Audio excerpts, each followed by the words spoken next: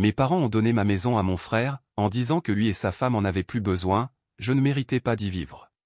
Depuis que je suis petit, j'ai grandi avec la ferme conviction que la famille passe avant tout, que quoi qu'il arrive dans le monde extérieur, nous serions toujours là les uns pour les autres. Mes parents m'ont inculqué ce sens des responsabilités que, pendant des années, j'ai porté avec fierté, convaincu qu'être là pour eux et pour mon frère cadet était mon devoir, ma raison d'être. Je l'ai fait sans poser de questions, sans attendre de récompense. Mais, au final, c'est moi qui ai fini par être un étranger dans ma propre maison, un intrus dans l'histoire qu'ils ont écrite sans même me demander ma permission. La maison, celle qui représentait pour moi l'aboutissement d'années d'efforts, de sacrifices et de nuits blanches, est devenue le centre d'une trahison que je n'aurais jamais imaginée. J'ai travaillé sans relâche, me privant de plaisirs simples, pour économiser, car mon rêve n'était pas seulement d'avoir un toit au-dessus de ma tête, mais de créer un foyer. Ce n'était pas un caprice ni une extravagance, c'était un plan soigneusement structuré. Je voulais une maison où mes parents pourraient passer leurs dernières années dans le confort, où ils n'auraient pas à s'inquiéter du loyer ou des problèmes d'entretien qui leur causaient tant d'angoisse. Je la voyais aussi comme un endroit où, un jour, je pourrais fonder ma propre famille, où je n'aurais pas à me sentir comme un invité dans la vie de quiconque. Quand j'ai enfin signé l'acte de propriété, quand j'ai eu les clés en main et que j'ai franchi la porte pour la première fois, j'ai ressenti une fierté difficile à décrire. Ce n'était pas un manoir ni rien de luxueux, mais c'était mon effort transformé en quelque chose de tangible. J'ai parcouru chaque pièce avec la certitude que j'assurais l'avenir de mes proches. Je me souviens de cette première nuit où j'ai dormi par terre, au milieu de cartons encore non déballés, pensant à tous les dîners de famille que nous aurions, à la façon dont je décorerais le salon pour que ma mère se sente à l'aise, à la façon dont je pourrais adapter le deuxième étage pour que mon père n'ait pas à monter les escaliers si un jour sa santé l'exigeait. Mais ce que je n'avais pas prévu, ce qui ne m'avait jamais traversé l'esprit, c'est que mon sacrifice n'était pas perçu de la même manière par ceux qui en bénéficiaient. Il n'a pas fallu longtemps pour que la déception commence à s'infiltrer dans de petites conversations, dans des gestes que, à ce moment-là, je ne savais pas interpréter. Ton frère a besoin de stabilité, a dit ma mère un jour, avec ce ton désinvolte qu'elle utilise quand elle veut que quelque chose paraisse être une simple observation et non un argument déguisé en demande. Ce serait bien que lui et sa femme aient un endroit à eux, pour commencer du bon pied, a commenté mon père des semaines plus tard, sans me regarder directement, comme si sa voix flottait dans l'air sans direction claire. C'étaient des commentaires épars, des pièces d'un puzzle que, à ce moment-là, je ne pouvais pas assembler. Je leur faisais confiance, je faisais confiance au fait que, même s'ils pouvaient avoir des préférences, au final ils savaient que la maison était à moi, que je l'avais achetée dans un but précis. Jusqu'à ce qu'un jour j'arrive et que je trouve des cartons qui n'étaient pas les miens dans l'entrée, des meubles que je ne reconnaissais pas, une odeur différente dans les pièces. Je suis monté à l'étage avec un sentiment dans la poitrine que je n'avais jamais éprouvé, un mélange d'incrédulité et de panique qui m'a fait douter si j'étais au bon endroit. Et puis je les ai vus, mon frère et sa femme, installés comme s'ils avaient toujours été là, comme si la maison était à eux, comme si j'étais un visiteur inattendu dans ma propre maison. Je me souviens de chaque détail de cette conversation, de chaque mot qui m'a dépouillé du peu de naïveté qu'il me restait encore. Ma mère a souri avec ce geste qui me rassurait quand j'étais enfant, mais qui à ce moment-là ressemblait à une moquerie. Elle m'a dit que je devais comprendre que la vie ne suit pas toujours nos plans, et que mon frère et sa femme étaient dans une situation difficile, qu'ils avaient besoin d'un endroit pour recommencer. Ils en ont plus besoin que toi, furent les mots qui scellèrent la trahison, le poignard que je n'ai pas vu venir. Mon père a hoché la tête en silence, comme si son rôle dans tout cela était simplement de soutenir la décision prise sans la remettre en question, peu importe ce que je ressentais. Ils ne m'ont pas donné le choix, ils ne m'ont pas demandé si j'étais d'accord, ils l'ont simplement fait, ils ont simplement supposé que parce que j'étais toujours le responsable, celui qui ne causait pas de problème, celui qui comprenait et se sacrifiait, cette fois aussi je céderais sans résistance. Mais quelque chose en moi s'est brisé à ce moment-là. Ce n'était pas seulement la maison qu'ils m'enlevaient, c'était la certitude que ma famille me voyait comme une ressource, comme quelqu'un qu'ils pouvaient manipuler sans avoir besoin d'explication.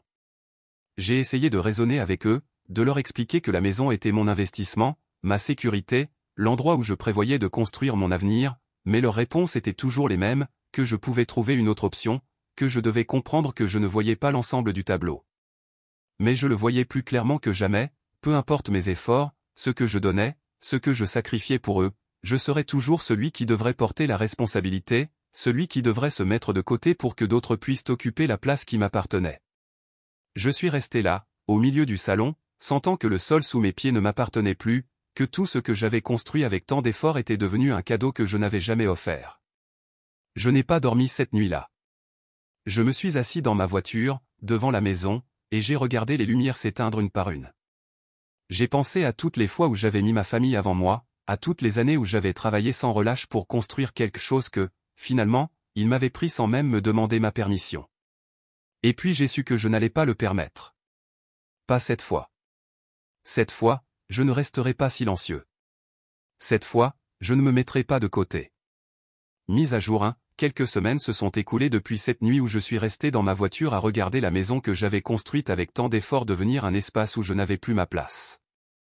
Depuis lors, j'ai essayé de comprendre à quel moment tout s'est effondré, quand ma famille a cessé de me voir comme un fils, comme un frère, et a commencé à me considérer simplement comme un moyen de résoudre leurs problèmes. Je me suis répété maintes et maintes fois que j'exagérais peut-être, qu'il y avait peut-être quelque chose que je ne voyais pas, qu'il pourrait y avoir une justification valable à ce qu'ils avaient fait.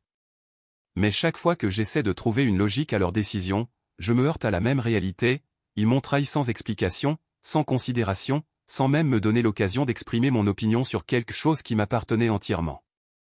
Depuis ce jour, j'ai évité d'aller à la maison. Au début, j'ai essayé de me convaincre que j'avais juste besoin de temps pour digérer ce qui s'était passé, que si je laissais les choses se calmer, mes parents comprendraient leur erreur et reconsidéreraient. Mais à chaque conversation que nous avons eue depuis, je me rends compte qu'il n'y a aucun remords dans leurs paroles, pas la moindre parcelle de doute dans leurs actions. Ils ont normalisé ce qu'ils ont fait, comme si c'était la chose la plus logique du monde, comme si j'étais irrationnel de ne pas l'accepter sans plus attendre. Ma mère m'a appelé plusieurs fois, avec ce ton entre doux et condescendant qu'elle utilisait autrefois lorsqu'elle voulait atténuer une mauvaise nouvelle. Elle m'a dit qu'elle comprenait que j'étais contrarié, que c'était normal de se sentir ainsi au début, mais qu'avec le temps je comprendrais que c'était la meilleure décision pour tout le monde. Mon père, pour sa part, est à peine intervenu. Ses mots ont été rares et mesurés, mais il en ressort clairement qu'il soutient la décision sans hésitation. J'ai essayé de raisonner avec eux, j'ai essayé de leur faire voir à quel point la situation était injuste, mais leur position reste inébranlable.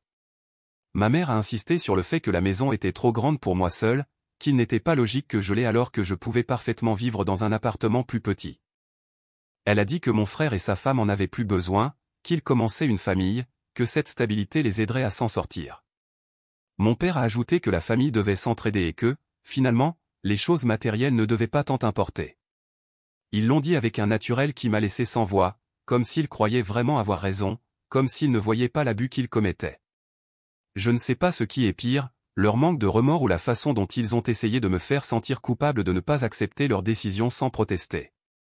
Lors d'une de nos dernières conversations, ma mère a soupiré, avec cette exaspération voilée qu'elle utilise lorsqu'elle pense que j'agis de manière puérile, et m'a dit qu'elle ne comprenait pas pourquoi je réagissais ainsi, qu'elle pensait que j'étais plus mature, qu'elle s'attendait à ce que j'aie la capacité de voir le bien supérieur dans cette situation. Mon père, comme toujours, est resté silencieux la plupart du temps. Mais lorsque j'ai parlé de l'injustice que mon frère garde la maison sans y avoir contribué, il m'a regardé avec un sérieux froid et m'a dit que parfois dans la vie, il faut faire des sacrifices pour la famille. Et là, j'ai compris, pour eux, le sacrifice devait toujours venir de moi. J'étais toujours le responsable, celui qui résolvait les problèmes, celui qui s'assurait que tout était en ordre. Pour eux, me prendre pour acquis était naturel, quelque chose qui n'avait même pas besoin d'être discuté. Peu importait que j'ai travaillé pendant des années pour acheter la maison, peu importait que ce soit un espace dont je rêvais pour moi, la seule chose qui importait était que je pouvais m'en passer parce que, dans leur logique tordue, j'avais moins besoin que mon frère. J'ai alors décidé que j'avais besoin de conseils, que je ne pouvais pas continuer à leur permettre de profiter de moi de cette manière. J'ai cherché un avocat et je lui ai raconté toute l'histoire, depuis le moment où j'ai acheté la maison jusqu'au jour où j'ai découvert qu'elle m'avait été enlevée sans mon consentement. Dès que j'ai fini de raconter les faits, son expression était d'une stupéfaction absolue. Il m'a dit que, légalement, la maison était toujours entièrement à moi, et que personne ne pouvait en prendre possession sans mon consentement. Il m'a expliqué qu'à moins qu'il n'y ait un bail ou un document légal leur accordant des droits sur la propriété, je pouvais exiger qu'ils partent à tout moment. Pour la première fois depuis des semaines, j'ai ressenti une lueur de contrôle sur la situation. Je n'étais pas aussi impuissant qu'ils voulaient me le faire croire. Malgré la difficulté d'accepter que je devrais prendre des mesures drastiques contre ma propre famille, j'ai compris que c'était la seule option qui me restait si je voulais récupérer ce qui m'appartenait. Sur les conseils de l'avocat, nous avons rédigé une notification formelle leur demandant de quitter la maison dans un certain délai. C'était un avertissement légal, une façon de leur faire comprendre que ce n'était pas un simple caprice, qu'ils ne pouvaient pas continuer à agir comme s'ils avaient des droits sur quelque chose qui ne leur appartenait pas. Le jour où j'ai remis la notification, j'ai ressenti un mélange de nervosité et de détermination. Je ne savais pas comment il réagirait, mais quelque chose en moi me disait qu'il ne le prendrait pas bien. Et je ne me suis pas trompé. Ma mère, en lisant le document, m'a regardé comme si elle ne me reconnaissait pas, comme si j'étais un étranger qui avait fait irruption dans son monde avec de mauvaises intentions. Elle m'a demandé comment je pouvais être aussi cruel, comment il était possible que je mette mon propre frère à la rue. Elle a dit que j'agissais comme un étranger, que la famille ne concernait pas les lois ou les documents, mais l'amour et le soutien inconditionnel. Mon père, avec le même air de désapprobation qu'il adopte toujours lorsque je ne suis pas ses attentes, a simplement secoué la tête et marmonné qu'il n'aurait jamais imaginé que je serais capable d'une telle chose. Mon frère, en revanche, a réagi avec un mélange de moquerie et de dédain. Il a croisé les bras et a dit qu'il n'allait pas bouger, que si je voulais le faire sortir, je devrais le faire par la force. Sa femme, debout à côté de lui, les bras croisés, a ajouté que j'étais égoïste, que la seule chose qui m'importait était mon propre bénéfice, et que je montrais clairement à quel point la famille comptait peu pour moi. Je suis resté là, à les regarder, sentant une rage brûler dans ma poitrine. Pendant des années, j'ai fait tout ce que j'ai pu pour aider ma famille, pour être là quand ils avaient besoin de moi, pour leur montrer qu'ils pouvaient compter sur moi. Mais à ce moment-là, j'ai compris que ce n'était jamais assez. Pour eux, j'étais seulement utile tant qu'ils pouvaient en profiter. J'ai quitté la maison sans dire un mot de plus. Je savais que ce n'était que le début, que la bataille à venir ne serait pas facile, mais je savais aussi que, pour la première fois de ma vie, j'étais prêt à me battre pour ce qui m'appartenait. Je n'allais plus être le fils complaisant, le frère qui cédait toujours, celui qui endurait silencieusement les injustices au nom de la famille. Cette fois, j'allais me défendre, quelles qu'en soient les conséquences. Mise à jour 2, quelques mois se sont écoulés depuis que j'ai remis l'avis d'expulsion formelle et, loin de me prêter attention, mon frère et sa femme ont décidé de l'ignorer complètement, comme s'il s'agissait d'un simple bout de papier sans valeur, comme si mon droit de propriété n'existait pas. Ce que je pensais initialement être un processus compliqué mais gérable a atteint un niveau que je n'aurais jamais imaginé. Mes parents, au lieu de servir de médiateur ou du moins d'essayer de calmer la situation, ont adopté une attitude complètement hostile à mon égard. Non seulement ils ont cessé de me parler, sauf pour me reprocher mon prétendu manque d'humanité, mais ils ont alimenté le ressentiment de mon frère, le convainquant que son séjour dans la maison est légitime et que ma réaction est exagérée. Les rares fois où j'ai essayé de les approcher pour parler, je n'ai reçu en retour que des réponses pleines de mépris et d'accusations absurdes sur mon égoïsme et mon ingratitude. Ma mère a pleuré lors de plusieurs appels, répétant sans cesse qu'elle ne comprenait pas comment je pouvais être aussi cruel envers ma propre famille, qu'après tout ce qu'ils avaient fait pour moi, c'était ainsi que je les remerciais. Mon père, avec son attitude froide et désapprobatrice habituelle, a simplement choisi de me dire qu'il n'attendait pas moins de quelqu'un qui a toujours privilégié les choses matérielles aux liens familiaux. Mais ce qui m'a le plus surpris, c'est l'attitude de mon frère, qui non seulement a refusé de quitter la maison, mais a pris des mesures encore plus flagrantes pour s'assurer que ma présence soit complètement hors de propos. Il y a quelques semaines, j'ai découvert que mon frère avait commencé à louer 2 des chambres de la maison à des étrangers, des personnes extérieures à la famille qui occupent maintenant un espace pour lequel je paie encore l'hypothèque. Non seulement il s'est installé comme s'il était le propriétaire absolu des lieux, mais il a décidé de tirer profit de quelque chose qui ne lui appartient même pas. J'ai appris cela par un ami qui avait vu par hasard une annonce sur Internet proposant des chambres dans la maison. Quand il me l'a montré, je n'en revenais pas. Au début, j'ai pensé que ce devait être une erreur, que quelqu'un utilisait peut-être des photos de ma propriété sans permission. Mais quand je suis allé vérifier de mes propres yeux, j'ai trouvé des étrangers entrant et sortant de ce qui aurait dû être ma maison, occupant des espaces que j'avais moi-même soigneusement choisis pour que ma famille soit à l'aise. Je suis allé directement le confronter. J'ai frappé fort à la porte, sans me soucier de réveiller qui que ce soit ou d'interrompre ce qu'il faisait. Quand il est finalement sorti, il avait cette expression moqueuse qu'il utilisait toujours quand il voulait me provoquer. Je n'ai pas attendu qu'il parle, je lui ai simplement demandé ce qu'il fichait à louer des chambres dans une maison qui ne lui appartenait pas. Sa réponse fut un mélange d'impudence et de fausse victimisation, disant qu'il avait le droit de profiter d'un espace que, de toute façon, je n'utilisais pas, que si je ne voulais pas y vivre, quelqu'un devait bien le faire. Il m'a dit, avec défi, qu'il avait une femme à charge, que la vie n'est pas facile, et que si la famille n'aide pas, il faut bien gagner sa vie d'une manière ou d'une autre. À ce moment-là, j'ai ressenti une colère si intense que j'ai dû prendre une profonde inspiration pour ne pas perdre mon sang-froid. Je lui ai rappelé que la maison était toujours à mon nom, qu'il n'avait aucun droit de prendre des décisions concernant une propriété qui n'était pas la sienne, qu'il ne pouvait pas continuer à agir comme si c'était une simple faveur qu'il me devait. Mais il a juste croisé les bras et souri, comme si mes paroles n'avaient pas le moindre poids. Il m'a dit que si je voulais vraiment le faire sortir, je devrais le faire par la force, qu'il n'allait pas bouger juste parce que je jouais à l'avocat. Cette conversation m'a clairement montré qu'il n'y avait plus de place pour la négociation, ni pour essayer de faire appel à la raison. Mon frère était déterminé à y rester à tout prix, soutenu par l'aveuglement volontaire de mes parents, qui le voient toujours comme la victime d'une injustice qui n'existe que dans leur propre perception. Je suis rentré chez moi avec un sentiment d'impuissance et de rage, avec la certitude que la seule option qui me restait était de recourir à des poursuites judiciaires. J'ai de nouveau parlé à mon avocat, qui m'a expliqué que puisqu'ils avaient déjà ignoré l'avis d'expulsion, nous devrions maintenant engager une action en justice formelle pour exiger qu'ils quittent la maison. Il m'a prévenu que le processus pourrait prendre du temps, qu'il y aurait des obstacles et que ma famille ferait sûrement tout son possible pour le retarder, mais il m'a également assuré que la loi était de mon côté. C'est à ce moment-là que j'ai pris une décision définitive, je n'allais pas seulement me battre pour récupérer ma maison, mais j'allais aussi fixer des limites avec ma famille une fois pour toutes. À partir de ce jour, j'ai coupé tout contact avec mes parents et mon frère. Je n'ai plus répondu aux appels, je n'ai plus répondu aux messages, je n'ai plus pris la peine d'essayer de leur expliquer l'évidence. Je ne me souciais plus de ce qu'ils pensaient de moi, car j'avais enfin compris qu'ils ne se souciaient jamais de ce que je ressentais. Depuis que tout cela a commencé, j'ai ressenti un poids énorme sur mes épaules, un mélange de culpabilité et de responsabilité qui m'a tourmenté, me faisant douter si je faisais ce qu'il fallait. Mais maintenant, je le vois clairement, ce n'est pas égoïste d'exiger le respect, ce n'est pas cruel de fixer des limites quand on a été piétiné tant de fois. Pendant que le processus judiciaire avance, j'ai essayé de me concentrer sur ma propre vie, de reprendre le contrôle de mes décisions sans que le poids de la famille ne dicte chacun de mes mouvements. Ça n'a pas été facile. Il y a des moments où la nostalgie me submerge, où je me demande si les choses auraient pu être différentes, si à un moment donné de notre histoire il y avait eu une chance pour que ma famille me voie comme quelqu'un digne de respect et pas seulement comme une ressource qu'ils pouvaient utiliser à leur convenance.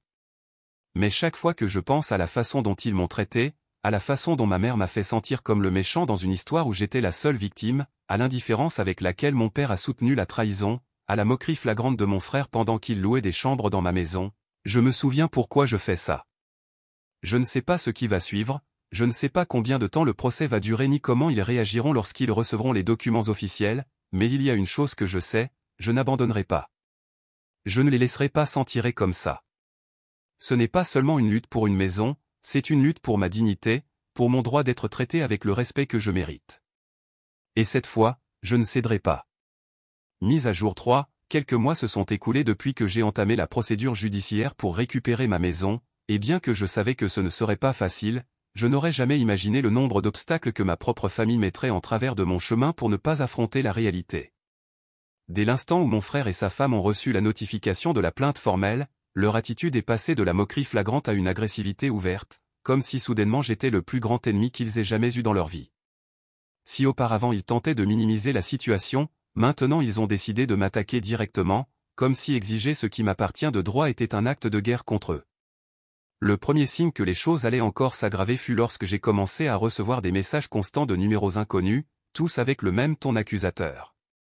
Des gens qui, à ma connaissance, sont des amis ou des connaissances de mon frère, ont commencé à m'écrire pour me dire que j'étais misérable, comment pouvais-je faire ça à ma propre famille, que je mettais mon frère à la rue par pur égoïsme.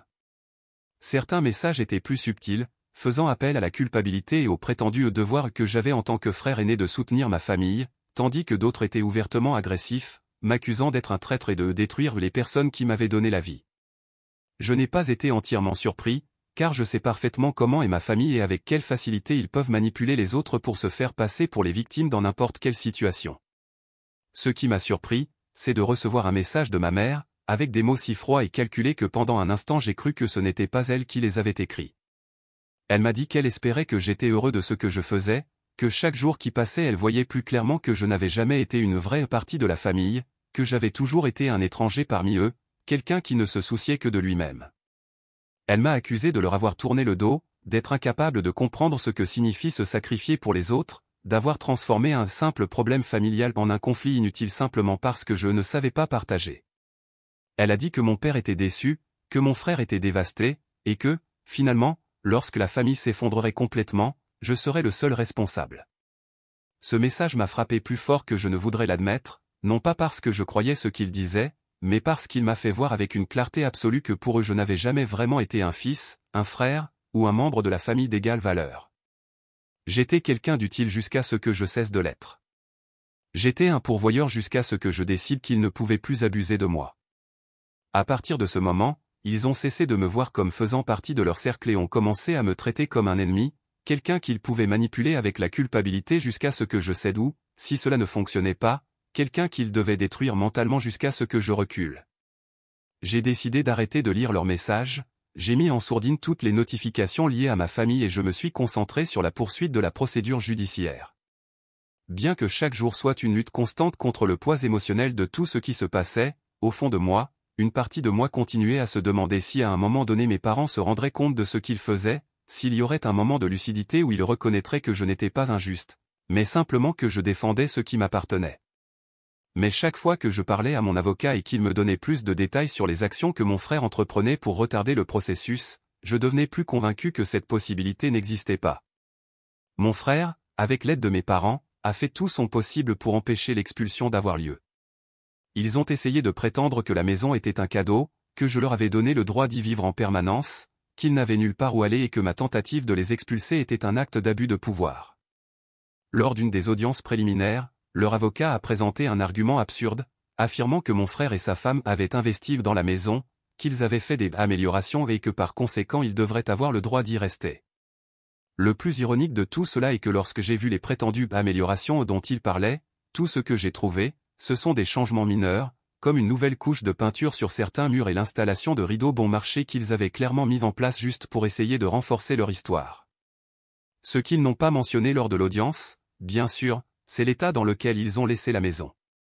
Lorsque j'ai enfin pu y entrer, accompagné d'un expert pour évaluer les dégâts, j'ai trouvé quelque chose qui m'a rempli de rage et d'impuissance, la maison pour laquelle j'avais travaillé si dur était pratiquement détruite. Les murs présentaient des taches d'humidité dues au manque d'entretien, les sols étaient rayés, il y avait des portes cassées et dans certains coins j'ai trouvé des ordures accumulées, comme si personne ne s'était donné la peine de nettoyer pendant des mois. Les locataires à qui mon frère avait loué les chambres avaient laissé des marques sur les lieux, des meubles cassés et des signes évidents de négligence. La cuisine, que j'imaginais autrefois comme un espace chaleureux où ma famille partagerait des repas, ressemblait maintenant à un endroit négligé, avec des appareils électroménagers sales et des carreaux tachés de graisse. Quand j'ai vu tout ça, j'ai senti l'air me manquer. Non seulement ils avaient pris ma maison, mais ils l'avaient traitée comme si c'était un espace sans valeur, quelque chose qu'ils pouvaient exploiter sans aucune responsabilité. Il m'a été très difficile de rester calme lorsque l'expert a expliqué le coût approximatif des réparations, lorsque j'ai compris que même si je parvenais à récupérer la maison, je devrais investir une somme d'argent considérable pour la remettre dans l'état où elle se trouvait lorsque je l'ai achetée. Ce jour-là, en quittant la maison après l'évaluation, j'ai su qu'il n'y avait plus de place pour le doute ou les secondes chances. La relation avec ma famille était complètement rompue, et non pas parce que je le voulais ainsi, mais parce qu'ils avaient pris toutes les décisions possibles pour s'assurer qu'il ne restait plus rien qui puisse être reconstruit entre nous.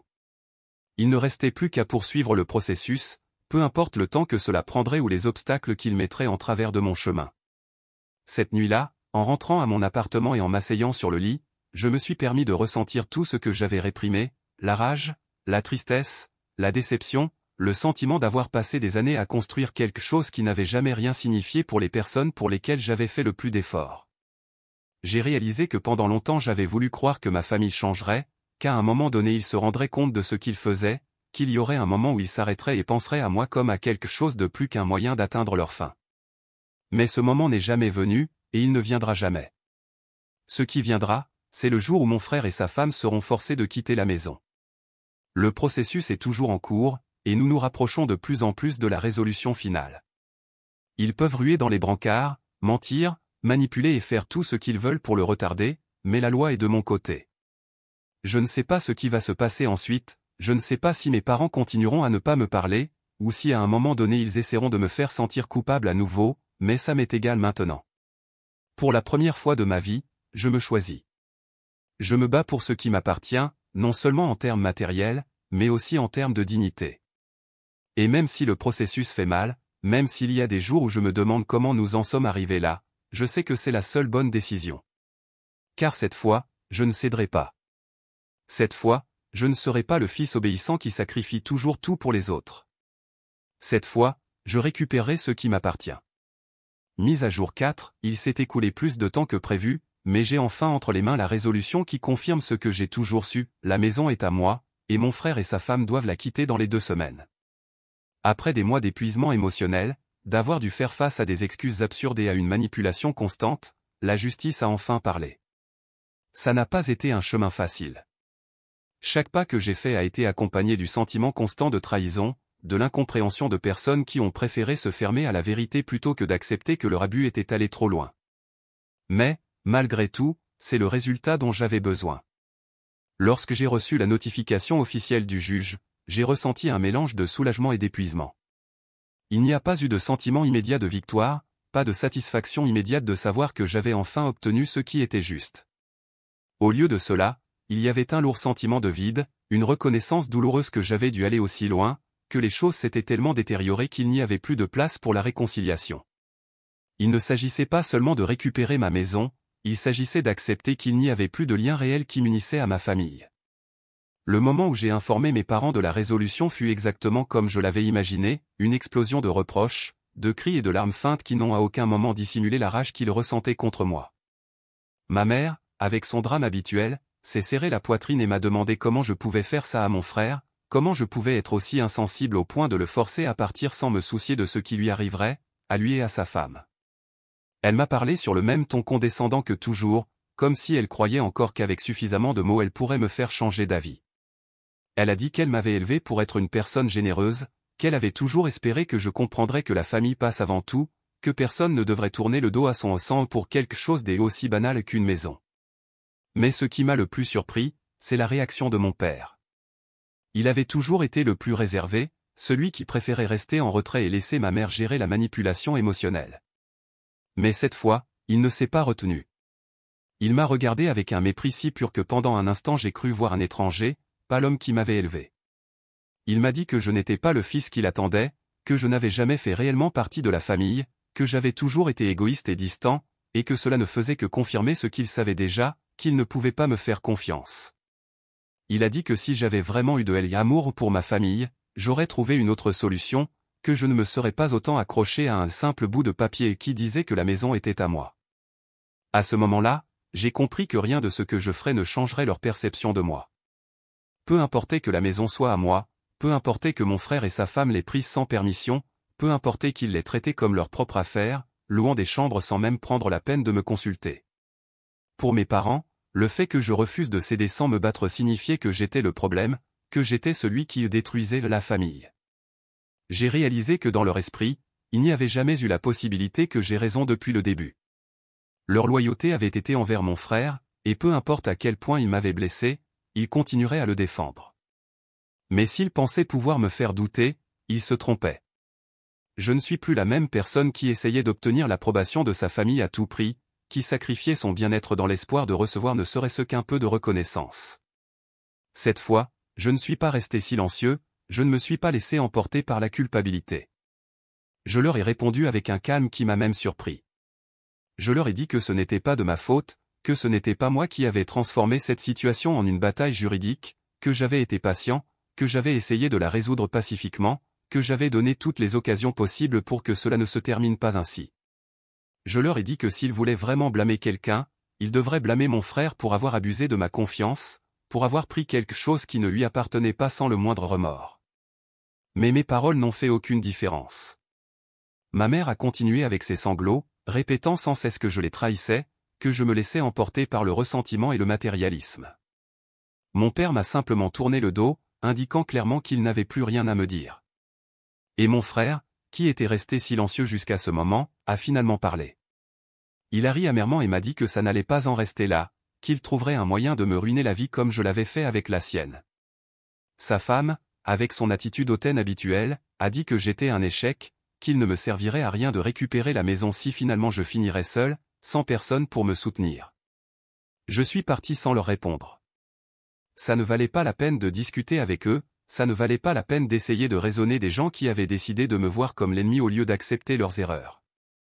En marchant vers ma voiture, j'ai ressenti un étrange sentiment de légèreté, comme si, malgré tout, une partie du fardeau que je portais depuis des mois s'était évanouie. Car, pour la première fois de ma vie, je n'avais plus à faire semblant de faire partie d'une famille qui ne m'avait jamais considéré comme un égal. Maintenant, il ne reste plus qu'à attendre. Dans 2 semaines, mon frère et sa femme devront quitter la maison. Et bien que je ne doute pas qu'ils feront tout leur possible pour compliquer le processus, je ne suis plus inquiet. J'ai tout fait conformément à la loi, j'ai toutes les preuves nécessaires, et je sais qu'au final la justice est de mon côté. Ce qui arrivera à ma relation avec mes parents après cela est quelque chose que je ne peux pas prédire. Peut-être continueront-ils à me voir comme le méchant, peut-être qu'avec le temps ils se rendront compte que la vraie trahison venait d'eux, ou peut-être qu'ils me couperont simplement de leur vie pour toujours, refusant d'accepter la réalité de ce qu'ils ont fait. Mais quel que soit le résultat, je sais que j'ai fait ce qu'il fallait. Je vais récupérer ma maison, je vais retrouver ma tranquillité d'esprit, et pour la première fois depuis longtemps, je vais retrouver ma vie sans avoir à porter le poids d'une famille qui n'a su que profiter de moi. Mise à jour finale, plusieurs semaines se sont écoulées depuis que mon frère et sa femme ont été contraints de quitter la maison, et bien que le processus soit terminé en termes juridiques, le sentiment d'épuisement émotionnel continue de peser sur moi. Récupérer ce qui m'appartenait n'a pas été une victoire célébrée avec joie, il n'y a pas eu de satisfaction immédiate ni de jubilation absolue. Ce que j'ai ressenti lorsque j'ai enfin eu accès à la maison vide fut un mélange de tristesse, de colère et d'une sorte de résignation amère. Après tant de mois de lutte, ce qui me restait n'était pas un triomphe radieux, mais les ruines de ce que j'avais autrefois imaginé comme un foyer rempli de moments heureux avec ma famille. Lorsque j'ai franchi la porte pour la première fois après leur départ, j'ai trouvé exactement ce que j'avais craint, la négligence, la saleté et une intention claire de laisser une dernière démonstration de mépris. Ils avaient arraché des rideaux, laissé des tas d'ordures dans différentes pièces, rayé certains murs avec des insultes puériles, comme si cela pouvait changer l'inévitable. Dans la cuisine, des restes de nourriture pourrissant dans les tiroirs dégageaient une puanteur insupportable, et dans les salles de bain, des taches de moisissure indiquaient des mois de négligence absolue. Ce n'était pas seulement de la saleté accumulée, c'était une déclaration de ressentiment, un message silencieux que s'ils ne pouvaient pas garder la maison, ils s'assureraient au moins de me laisser avec un fardeau supplémentaire à gérer. J'ai passé les premiers jours à nettoyer seul, à ramasser les débris de ce qui fut autrefois l'endroit dont j'avais rêvé comme refuge pour ma famille. Chaque objet déplacé, chaque coin abîmé, chaque détail qui montrait le mépris avec lequel ils traitaient l'espace était un rappel qu'ils n'avaient jamais vu cette maison comme je la voyais. Pour eux, ce n'était qu'une ressource, quelque chose dont ils pouvaient profiter tant que cela leur était utile. Il n'y avait aucune gratitude, aucun remords, pas le moindre signe qu'à un moment donné ils aient compris le mal qu'ils m'avaient fait. Malgré tout, je me suis forcé à continuer. J'ai engagé une équipe de nettoyage pour me débarrasser de ce que je ne pouvais pas gérer seul, j'ai appelé des peintres pour couvrir les traces de vandalisme sur les murs et j'ai commencé à réparer les dommages les plus évidents. Chaque réparation qu'ils effectuaient n'était pas seulement un moyen de redonner de la dignité à la maison, mais aussi un processus symbolique de rétablissement personnel. Je ne voulais pas que cet endroit reste imprégné de la négativité avec laquelle il l'avait quitté, je voulais qu'avec chaque changement, avec chaque amélioration, la maison redevienne la mienne, non pas comme un champ de bataille où j'avais dû me battre pour ce qui m'appartenait déjà de droit, mais comme un espace où je pourrais trouver la paix. Mes parents ne m'ont pas recontacté depuis le jour où je les ai informés de la décision du tribunal. Au début, j'ai pensé que peut-être avec le temps ils essaieraient de me parler, de tenter une sorte de réconciliation. Mais il n'y a eu aucun appel, aucun message, pas même une tentative superficielle de m'approcher. Ils ont préféré s'accrocher à leur récit, dans lequel je suis le méchant, le fils ingrat qui a détruit la famille pour un caprice matérialiste. D'après ce que j'ai entendu par certains parents, ils continuent de soutenir mon frère, ils continuent de répéter la même histoire selon laquelle il a été victime de ma cruauté, que je l'ai laissé sans abri sans me soucier de ce qui pourrait lui arriver, à lui et à sa femme. Mais la vérité est qu'il n'a pas été laissé à la rue, il n'a pas été impuissant, il n'a subi aucune conséquence autre que de perdre quelque chose qui ne lui a jamais appartenu. Autant que je sache, ils ont emménagé dans un petit appartement qu'ils ont trouvé avec l'aide de mes parents, un endroit qui, ironiquement, leur convient mieux que ma maison ne l'a jamais été. Malgré ces menaces, ces cris qu'il me ruinerait la vie, la réalité est qu'il s'est simplement installé ailleurs, comme il l'a toujours fait, attendant que quelqu'un d'autre s'occupe de ses problèmes. Et moi, pour la première fois depuis longtemps, je me suis permis de ressentir le poids de la liberté. Je n'ai plus à marcher sur la corde raide, essayant d'équilibrer ce que je veux et ce que ma famille attend de moi. Je n'ai plus à porter la responsabilité d'être le fils qui cède toujours, celui qui sacrifie toujours ses désirs pour le bien des autres. Cette expérience m'a laissé des cicatrices, mais elle m'a aussi appris une leçon inestimable: la famille n'est pas seulement le sang qui vous unit à d'autres personnes, c'est le respect mutuel, la loyauté authentique et le soutien sincère. Je ne sais pas si un jour mes parents essaieront de me recontacter, et à ce stade je ne sais pas si je le souhaite. L'idée d'une réconciliation, d'une conversation où ils accepteraient leur erreur et s'excuseraient, semble lointaine et improbable. Peut-être continueront-ils à justifier ce qu'ils ont fait jusqu'à la fin, convaincus qu'ils étaient les lésés dans cette histoire. Mais je ne suis plus intéressé à les convaincre de quoi que ce soit. Ce que je sais, c'est que, malgré tout, je ne regrette pas de m'être battu pour ce qui m'appartient. Je ne regrette pas d'avoir fixé des limites, d'avoir exigé le respect, de m'être défendu, même lorsque cela signifiait perdre les personnes qui, en théorie, auraient dû me soutenir. J'ai appris à vivre avec la réalité que toutes les familles ne sont pas inconditionnelles, que toutes les relations ne peuvent pas être sauvées, que parfois la seule option est de couper les ponts et de passer à autre chose. La maison est redevenue un foyer, mais ce n'est plus le foyer que j'imaginais lorsque je l'ai acheté. C'est différent. C'est à moi seul. Et, pour la première fois depuis longtemps, cela suffit.